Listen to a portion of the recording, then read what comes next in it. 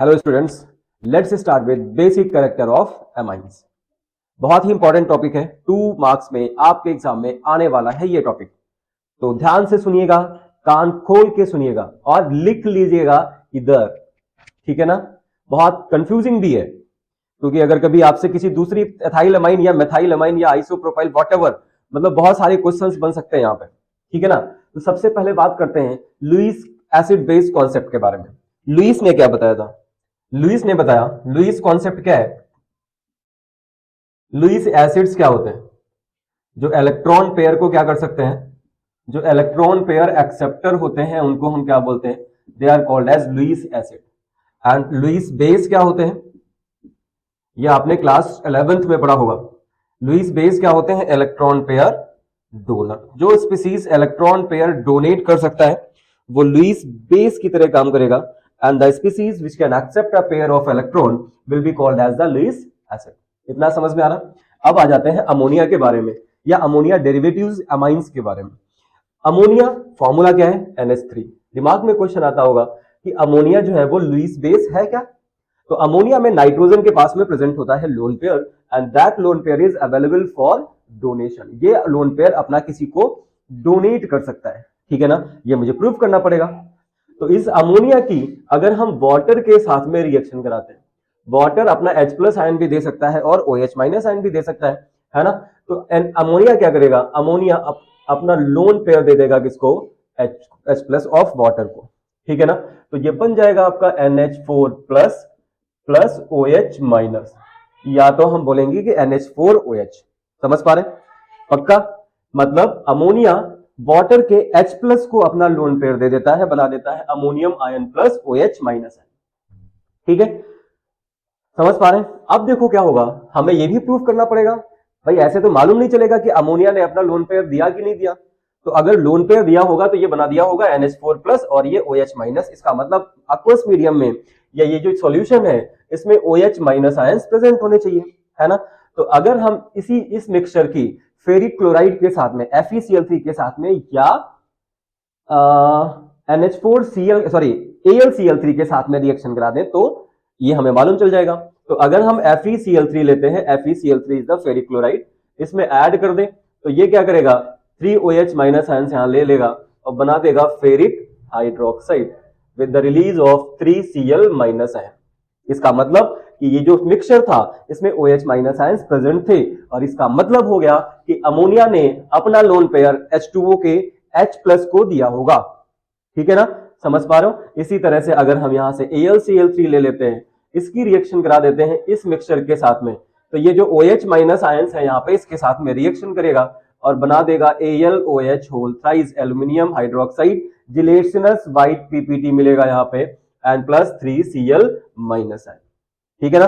समझ पा रहे हो? तो इन चीजों से प्रूव हो जाता है कि जो अमोनिया है, अमोनिया कैसा है? लुईस बेस है। लुईस बेस का मतलब है कि ये इलेक्ट्रॉन पेयर क्या है? इलेक्ट्रॉन पेयर डोनर है, ठीक है। इसने इलेक्ट्रॉन पेयर डोनेट किया है किसको?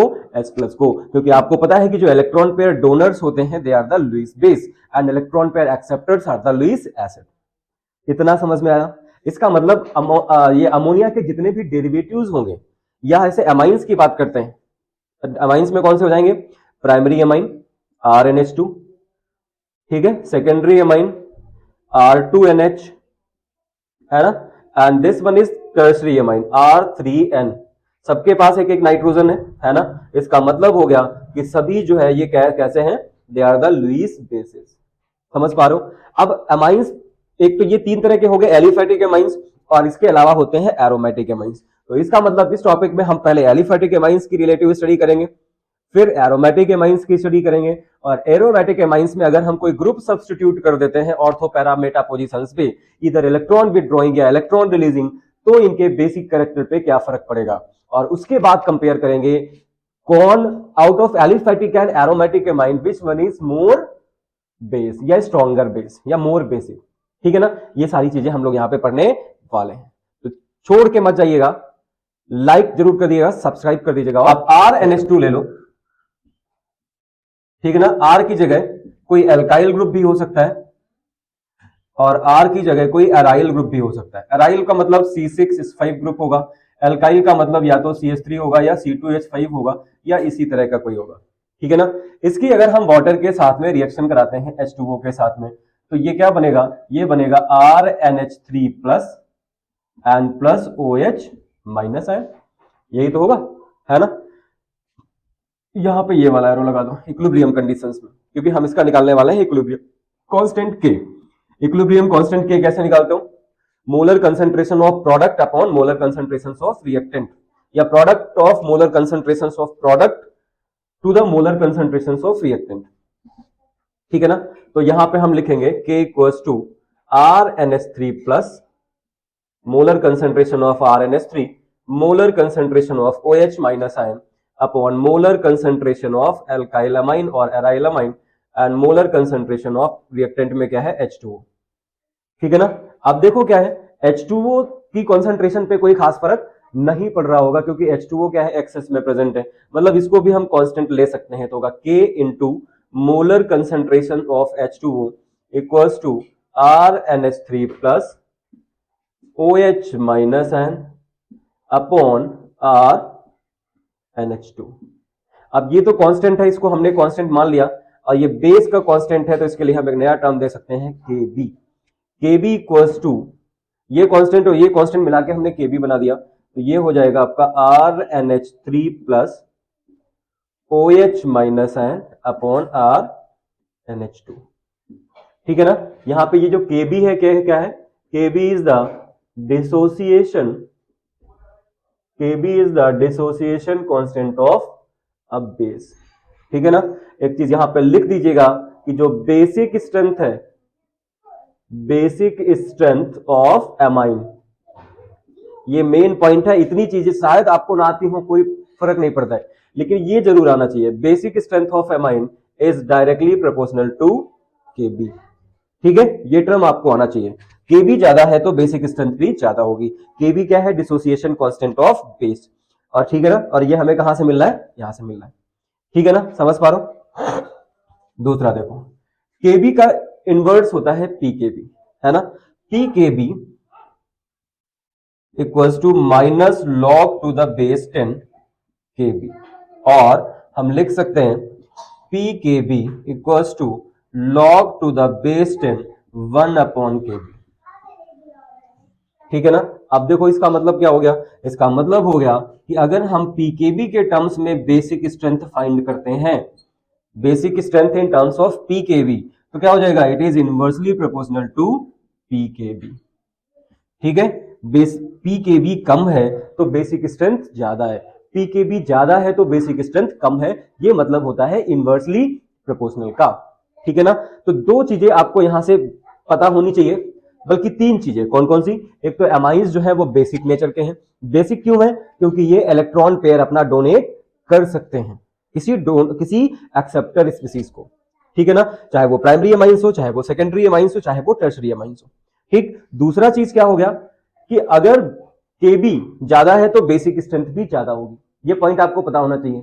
Kb ज्यादा है मतलब स्ट्रॉन्गर बेस, Kb कम है मतलब वीकर बेस, ठीक है ना। और Kb किस चीज पे डिपेंड कर रहा है, ratio of molar product of molar concentration of product to the molar concentration of reactant, ठीक है ना। और दूसरा चीज क्या है कि जो Pkb है, Pkb is inversely proportional to the basic strength, मतलब अगर बेसिक स्ट्रेंथ ज्यादा है तो Pkb कम होगा, बेसिक स्ट्रेंथ कम है तो Pkb ज्यादा होगा, ठीक है ना। अब मोटा मोटा ये समझ में आपको एक चीज आ गई होगी। अब देखो यहां से क्वेश्चंस कैसे पूछे जाएंगे, यहां से क्वेश्चंस कैसे पूछे जाएंगे, यहां से क्वेश्चन पूछेगा कि डिफरेंट एमाइंस दे देगा आपको, प्राइमरी या एलिफेटिक या एरोमेटिक, आपसे कहेगा इनको बेसिक स्ट्रेंथ के इंक्रीजिंग ऑर्डर में अरेंज करिए, या कहेगा इनको बेसिक स्ट्रेंथ के डिक्रीजिंग ऑर्डर में अरेंज करिए, ठीक है ना, या क्या बोलेगा कि इनको Kb के बेसिस पे अरेंज करिए या Pkb के बेसिस पे अरेंज करिए, ठीक है ना। यहां से क्वेश्चन आपको मिलता है एक नंबर का, समझ पाए, समझ पाए, नहीं समझ पाए, क्वेश्चन कैसे होगा, question will be on the basis of Kb या on the basis of Pkb, question can be on the increasing order of basic strength, ये बहुत सारे क्वेश्चंस आपके एनसीईआरटी में दे रखे हैं, increasing order of basic strength या decreasing order of basic strength, ठीक है, एक चीज ध्यान रखिएगा, अगर इंक्रीजिंग ऑर्डर पूछता है तो ये सिंबल यूज करिएगा, जिधर मुंह खुला है वो बड़ा है, और अगर डिक्रीजिंग पूछता है तो ये यूज करिएगा। This is for increasing order. Increasing मतलब बढ़ते हुए क्रम में, इसके इधर वाला छोटा है उधर वाला बड़ा है। यहाँ पे भी बच्चे उल्टा कर देते हैं, सब ऑर्डर सही होता है बट ऐसे बेसिक जो इंक्रीजिंग या डिक्रीजिंग ऑर्डर था वो गड़बड़ हो जाता है। ठीक है, यहाँ समझ पा रहे हैं। अब हम बात करते हैं primary, secondary, tertiary aliphatic amines के बेसिक कैरेक्टर के बारे में, कि कौन ज्यादा स्ट्रॉन्गर बेस है, कौन वीकर बेस। तो एलिफैटिक एमाइंस को हम 3 पार्ट्स में डिवाइड कर लेते हैं। प्राइमरी एमाइन, 1 डिग्री एमाइन, दूसरा कौन सा हो जाएगा, secondary amine, and third one is the tertiary amine. ये हो जाता है RNH2, ये हो जाता है R2NH, है ना, एंड टर्शरी एमाइन क्या हो जाएगा, R3N। ठीक है, ये एलिफैटिक एमाइन है, इसको भी हम फर्दर डिवाइड कर लेते हैं। एक तो हो जाएगा मेथाइल एमाइन CH3NH2, और एक हो जाएगा आपका C2H5NH2 एथाइल एमाइन। दोनों ही प्राइमरी है, ठीक है ना।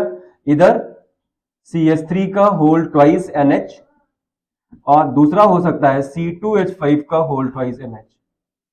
तीसरा क्या हो सकता है टर्शरी एमाइन में, CH3 का होल थ्राइस N, और दूसरा हो सकता है C2H5 का होल थ्राइस N। इसका मतलब हमने इसको डिवाइड कर लिया मेथाइल एमाइन में और एथाइल एमाइन में। ठीक है ना। अब बताते हैं कि बेसिक कैरेक्टर जो है कौन कौन से फैक्टर्स पे काम करता है। पहले इसको यहां पे थोड़ा सा लिख देते हैं। मेथाइल एमाइन, मेथाइल एमाइंस में प्राइमरी, सेकेंडरी और टर्शरी कौन से हैं, CH3NH2 जो है ये प्राइमरी है, ठीक है। CH3 का होल ट्वाइस NH जो आपने लिखा है, this is the secondary amine, and CH3 का whole thrice N is the tertiary amine. ये मेथाइल एमाइन है। और एथाइल एमाइन में क्या हो जाएगा, एथाइल एमाइन में C2H5NH2, this one is primary amine, C2H5 whole twice NH, this one is secondary amine, and C2H5 whole thrice N, this one is the tertiary amine। ठीक है, समझ पाए। अब देखो ये जो बेसिक कैरेक्टर है ये ब्रॉडली 3 फैक्टर्स पे डिपेंड होता है। कौन कौन से, आप यहां पे चाहो तो लिख दो, basic character of amines depends on mainly 3 factors. वो 3 फैक्टर्स कौन कौन से हो सकते हैं। पहला है प्लस आई इफेक्ट, ठीक है। दूसरा कौन सा है, hydrogen bonding in water, hydrogen bonding with water molecule. और तीसरा फैक्टर कौन सा है, STEA, स्टेरिक हिंड्रेंस या स्टेरिक फैक्टर। 3 फैक्टर्स के बेसिस पे हम एमाइंस के बेसिक कैरेक्टर को एक्सप्लेन करने वाले हैं। तीनों में से ये जो डिफरेंट टाइप के एमाइंस हैं, ये तीनों फैक्टर जिसके साथ में सुटेबल बैठेंगे वो सबसे स्ट्रॉन्गेस्ट बेस होगा, और बाकी जो है उससे वीक हो जाएंगे। तो अगर हम प्लस आई इफेक्ट की बात करें, सिर्फ पहले मेथाइल एमाइन की बात करते हैं, बाद में एथाइल एमाइन की बात करते हैं। Plus I effect methyl amine में सबसे ज्यादा किसमें होगा, टर्शरी एमाइन में सबसे ज्यादा होगा, या सब में ले ले, तो एथाइल भी ले लो साथ में, मेथाइल भी ले लो, ठीक है ना, क्योंकि ये इफेक्ट सब में सेम ही रहेगा, सेकेंडरी और देन प्राइमरी और देन अमोनिया, ठीक है ना। प्लस आई इफेक्ट सबसे ज्यादा टर्शरी में है। देखो ये टर्शरी मेथाइल, 3 मेथाइल ग्रुप्स लगे हुए हैं, यहाँ पे देखो 3 एथाइल ग्रुप्स लगे हुए हैं, तो ये सबसे ज्यादा प्लस आई इफेक्ट देंगे, क्योंकि एल्काइल ग्रुप का प्लस आई इफेक्ट सबसे ज्यादा होता है, ठीक है ना। समझ पाए कितना पल्ले पड़ रहा है, कि अगर हम सिर्फ सारे फैक्टर्स को बंद कर दे, सिर्फ प्लस आई इफेक्ट को देखें, तो प्लस आई इफेक्ट सबसे ज्यादा फेवरेबल कंडीशंस किसको दे रहा है, टर्शरी एमाइंस को। इसका मतलब अगर प्लस आई इफेक्ट होता है तो tertiary amines would be the strongest base, लेकिन ऐसा होता नहीं है। हम दूसरे फैक्टर पे आएंगे, हाइड्रोजन बॉन्डिंग। हाइड्रोजन बॉन्डिंग सबसे ज्यादा aqueous मीडियम में कौन करेगा, जिसके पास सबसे ज्यादा हाइड्रोजन्स होंगे वही तो हाइड्रोजन बॉन्ड बना पाएगा वाटर मॉलिक्यूल के साथ में, है ना। एंड जब वो हाइड्रोजन के साथ में जब वाटर में डालोगे एमाइंस को, तो वो अमोनियम आयन में कन्वर्ट हो जाएगा ना, और अमोनियम आयन की स्टेबिलिटी बताएगी कि कौन सा मोर स्टेबल है। तो जैसे अमोनिया है वाटर में डाला तो NH4+ बनाएगा, 4 हाइड्रोजन प्रेजेंट होंगे, इसका मतलब वो 4 अदर वाटर मॉलिक्यूल्स के साथ में बॉन्ड की फॉर्मेशन कर सकता है ना। तो हाइड्रोजन बॉन्डिंग के बेसिस पे देखें तो सबसे ज्यादा हाइड्रोजन बॉन्डिंग किसकी है, अमोनिया की। फिर प्राइमरी अमाइन की, फिर सेकेंडरी अमाइन की, और सबसे कम टर्शरी अमाइन की। ठीक है, यहां पे टर्शरी अमाइन गच्चा खा गया, चच्चा गच्चा दे गए। ठीक है, समझ पाए? तो इसका मतलब इन सबके बेसिस पे देखें तो देखो यहां पे भी ये मॉडरेट था और यहां पे भी ये मॉडरेट है, इसकी पोजीशन में कोई खास अंतर नहीं दिख रहा है। दूसरा देखो, स्टेरिक हिंड्रेंस की बात करें, स्टेरिक हिंड्रेंस बढ़ेगी तो बेसिक कैरेक्टर कम हो जाएगा। स्टेरिक हिंड्रेंस बढ़ेगी तो बेसिक कैरेक्टर कम हो जाएगा। ठीक है, क्यों कम हो जाएगा? क्योंकि जो लोन पेयर है, यहां पे जो लोन पेयर प्रेजेंट होगा टर्शरी अमाइंस के साथ में, that will be least available for the donation. ठीक है ना, क्योंकि वो स्टेरिकली हिंडर्ड होगा बल्कि ग्रुप्स के द्वारा। तो स्टेरिक हिंड्रेंस सबसे ज्यादा किसमें है? टर्शरी अमाइन में, फिर सेकेंडरी अमाइन में, फिर प्राइमरी अमाइन में, और सबसे कम किसमें है? अमोनिया में। आपको तीन फैक्टर्स पे बात किया कि अगर हम प्लस आई इफेक्ट की बात करें तो सबसे ज्यादा प्लस आई इफेक्ट किसमें है? टर्शरी अमाइंस में। प्लस आई इफेक्ट बढ़ेगा तो बेसिक कैरेक्टर बढ़ जाएगा। दूसरा, हाइड्रोजन बॉन्डिंग सबसे ज्यादा किसमें है? अमोनिया में, फिर प्राइमरी अमाइंस में, फिर सेकेंडरी अमाइन में, फिर टर्शरी अमाइन में। जितनी ज्यादा हाइड्रोजन बॉन्डिंग, इसका मतलब उतनी ज्यादा stability of cation in aqueous medium. ठीक है, और स्टेरिक हिंड्रेंस की बात करें तो सबसे ज्यादा स्टेरिक हिंड्रेंस किसके साथ में? टर्शरी अमाइन के साथ में। और एक चीज आपको और बता दूं कि अगर टर्शरी अमाइन में स्टेरिक हिंड्रेंस बढ़ रही है तो बेसिक कैरेक्टर कम हो जा रहा है। ठीक है, तो इन तीनों फैक्टर्स को अगर हम कलेक्टिवली देखें तो सबसे फेवरेबल कंडीशन किसकी है? बोलो, अगर तीनों एमाइंस में हम सिर्फ बात करें सबसे फेवरेबल कंडीशन की, तो फेवरेबल कंडीशन मेथाइल एमाइन में या एथाइल एमाइन में किसकी है? सबसे अच्छी आ रही है किसकी? सेकेंडरी एमाइन की। ठीक है, all the conditions are favourable. तो अगर मेथाइल एमाइन की हम बात करते हैं, methyl amine, methyl amine in aqueous medium, क्योंकि एक्वस मीडियम में ये तीनों फैक्टर काम कर रहे होंगे। तीनों फैक्टर कौन कौन से काम कर रहे होंगे? Hydrogen bonding, plus I effect and the steric factor, है ना। तो मेथाइल एमाइन की अगर हम बात करते हैं तो सबसे ज्यादा कौन सा है? सेकेंडरी मेथाइल एमाइन, फिर प्राइमरी मेथाइल एमाइन, फिर टर्शरी मेथाइल एमाइन, एंड फिर ammonia. This is the decreasing order of basic strength. यहां पे लिख दो, ये कौन सी है? Decreasing order of basic strength. समझ में आया? अब एथाइल एमाइन, ये चुटैया बांध लो, ये चुटैया बांध लो, छूटना नहीं चाहिए। ठीक है ना। अब आ जाते हैं एथाइल एमाइन के बारे में। ये बोर्ड को भी ठंड लग रही है थोड़ा, जो लिख जाता है वो चिपकने लगता है। बोर्ड एग्जाम आपके भी हैं, बोर्ड से चिपक जाइए। एथाइल एमाइन की अगर हम बात करें तो क्या होगा? Ethyl amine in aqueous medium, और अगर कोई कंडीशन नहीं लिखी है इसका मतलब वो एक्वस मीडियम की बात कर रहा है। यहां पे क्या होगा? सेकेंडरी अमाइन, फिर टर्शरी अमाइन। क्यों? क्योंकि यहां पे एथाइल ग्रुप है, प्लस आई इफेक्ट मेथाइल से थोड़ा सा ज्यादा हो जाएगा। फिर प्राइमरी, फिर ammonia. This is the basic character of ethyl amine. ध्यान रखिएगा, ये एथाइल अमाइन का बेसिक कैरेक्टर है, ये मेथाइल अमाइन का बेसिक कैरेक्टर है। एक्वस मीडियम में ये लिखा हुआ है, एक्वस मीडियम में। और अगर क्वेश्चन में पूछते हैं इसके arrange the following amines in the increasing और decreasing order of basic character, और वहां पे कोई कंडीशन नहीं दे रखी है कि एक्वस मीडियम में है या गैसियस स्टेट में है या नॉन एक्वस मीडियम में, तो इसका मतलब है कि वो एक्वस मीडियम में है। ठीक है, और अगर नॉन एक्वस मीडियम में या गैसियस स्टेट में दे रखा पूछ रहा होगा तो वो टर्म स्पेसिफाई करेगा कि इनको नॉन एक्वस मीडियम में या गैसियस स्टेट में बेसिक स्ट्रेंथ के इंक्रीजिंग या डिक्रीजिंग ऑर्डर में अरेंज करिए। ठीक है ना, लिख लिया? या इधर लिखिएगा, इधर भूलना नहीं चाहिए, क्योंकि कल आपका एग्जाम है। कल मतलब 28 फरवरी को, ये कोई 29 को नहीं है, दोबारा कभी आते ही नहीं, है ना। अब देखो बात करते हैं नॉन एक्वस मीडियम में। Basic character in non aqueous medium और in gaseous state. Non aqueous medium में या गैसियस स्टेट में क्या होगा? नॉन एक्वस मीडियम में हाइड्रोजन बॉन्डिंग नहीं होगी, नॉन एक्वस मीडियम में हाई एनर्जेटिक स्टेट होगा, है ना, बॉन्ड लेंथ बढ़ जाएगी तो स्टेरिक हिंड्रेंस कम हो जाएगी। तो दोनों केसों में ईदर एथाइल और मेथाइल अमाइन, दोनों के केस में क्या होगा? दोनों के केस में हाइड्रोजन बॉन्डिंग नहीं है, दोनों के केस में स्टेरिक हिंड्रेंस नहीं है, तो फिर कौन सा होगा? Plus I effect. तो इसका मतलब होगा कि दोनों में ही टर्शरी अमाइन सबसे ज्यादा बेसिक होगा, then secondary amine, then primary amine, और सबसे लीस्ट बेसिक कौन सा होगा? अमोनिया। अगर हम मैं पूछूं कि एथाइल अमाइन या मेथाइल अमाइन का जो टर्शरी अमाइन है वो नॉन एक्वस मीडियम में सबसे ज्यादा बेसिक क्यों है? क्योंकि सबसे ज्यादा प्लस आई इफेक्ट किसमें होगा? टर्शरी अमाइन में होगा, है ना? समझ पाए? तो ये हो गया एलिफैटिक अमाइंस का बेसिक कैरेक्टर। और चीज, अगर इसमें हम इसकी कार्बन चेन में इलेक्ट्रॉन विदड्रॉइंग ग्रुप लगा दें, एलिफैटिक अमाइंस में अगर इलेक्ट्रॉन विदड्रॉइंग ग्रुप लगाते हैं तो अमाइन का जो बेसिक कैरेक्टर है, बेसिक कैरेक्टर डिक्रीज कर जाएगा, और अगर इलेक्ट्रॉन रिलीजिंग ग्रुप लगाते हैं तो बेसिक कैरेक्टर क्या करेगा? इंक्रीज कर जाएगा। समझ पा रहे हैं? जैसे कोई भी अमाइन होता, सपोज आपने लिखा होता CH3NH2, ये नॉर्मल मेथाइल अमाइन है, यहां पे हम CH2NH2 कर दें और यहां पे F लगा दें, और दूसरा लिख दें CH3NH2, कहें इसको बताओ out of these two which one is stronger base?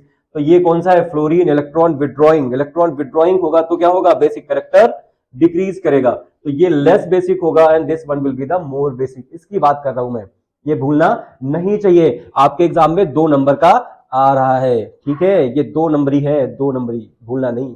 चलिए इस वीडियो में इतना ही रखते हैं। नेक्स्ट वीडियो अभी आते हैं फटाफट एरोमेटिक एमाइंस के कंपैरेटिव बेसिक कैरेक्टर्स की बात करने के लिए। धन्यवाद।